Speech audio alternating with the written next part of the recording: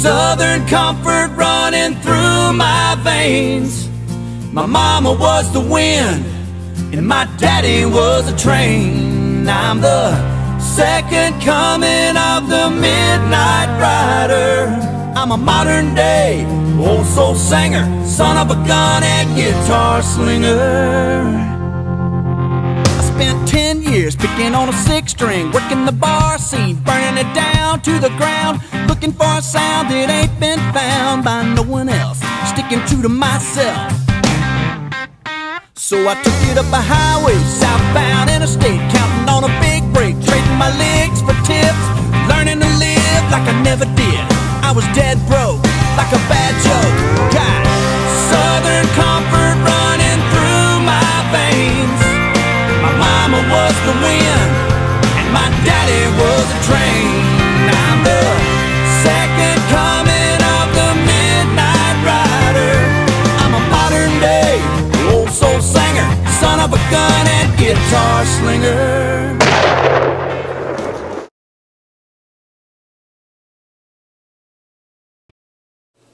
Welcome back to A Hunter's Guide 2012. It is a brand new year with brand new deer to kill, and tomorrow starts that.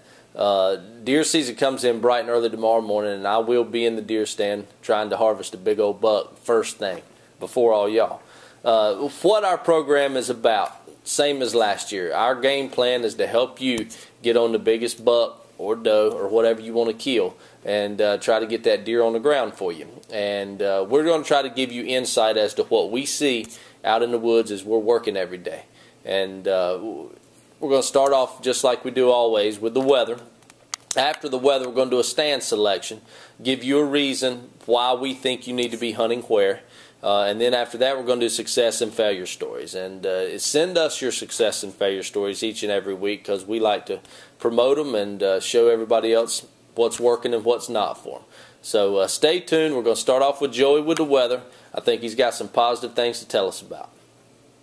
Joey again with A Hunter's Guide, back for another year of deer hunting, and I hope it's going to be a good, successful year for each and every one of you. We're going to be doing the weather going from Saturday to Saturday, and after a hot, humid summer, or what I consider summer, it's going to finally be changing in the next couple days. We're looking forward to this Sunday, because the drier, cooler air is going to come in here. Cold front's coming down from Canada, and as the days get shorter, the colder air will start moving in. Thank goodness. So we're looking forward to that. Next week's going to be a real change from what we've had.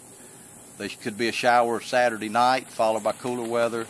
It's going to be cooler from Sunday to the next Saturday. So we're looking forward for some highs to be in the mid to upper 70s and lows to be in the 50s. And for all you deer hunters, the air is going to be dry. It's going to be real comfortable feeling. And we are just real excited about the upcoming deer season, and I'm looking forward to maybe killing me one this year finally. But anyway, happy to have good luck this week, and we will see you next week. Okay, this week's stand selection is primarily based on one thing, and that is food. And it's early, of course, opening week of deer season, and right now the deer are focused on one thing, and that's the same thing they was focused on 2 months ago, a month ago, just like all summer. They're focused on food. That's where you're going to find your bucks. Remember, their nose is a great source, and the less scent you put in the woods this time of year, the better. So, but go to a place where you got the most food, and you're going to find some deer this week. So that's our stand selection. Whatever stands got the most food around it, you go to. Well, I know it's week one, and it's tough to have a success story when deer season hadn't even coming in. But I've got a buddy who's got a crop deprivation permit, and what that means is one of his farmers' places that he hunts on planted beans everywhere. The deer going in, eating them up, destroying them, and he wanted Adam to shoot a few deer. So he applied for a permit with the state, got it back, was able to take a specific amount of deer, and Adam went and shot some deer for him this summer. Well, I followed him with the camera one day, and he made a great shot on a doe, and I'll take you to that clip here in a second. But what I want to say is this is a good way to manage your herd.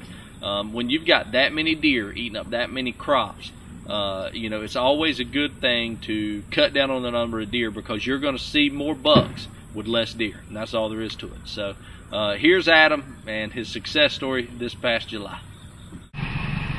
Often scared to pull the trigger.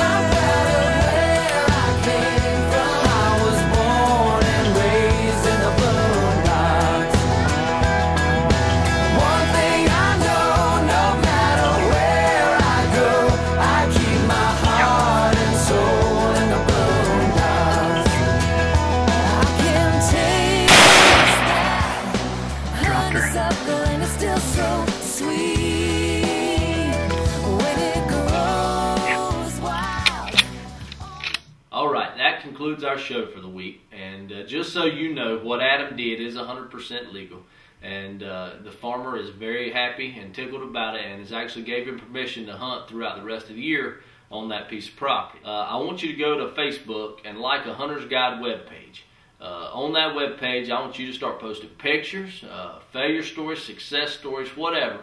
We want a lot of activity on that webpage, and so we can talk about it each week, maybe feature you each week. What else I want you to do is ask me questions. I might can answer them, I might can't. But I have to say, I don't know it all, but I've learned a lot, mostly because of failure. But we'll see if we can answer them, help you out in order to kill a big old buck for the following week. In the meantime, stay tuned for next week's show. It'll come on next Sunday, not this Sunday, but next Sunday. We'll start doing them every Sunday from here on out. And so check it out next Sunday right here at the same spot. And keep up the good work. Good luck hunting, and I'll see you next week.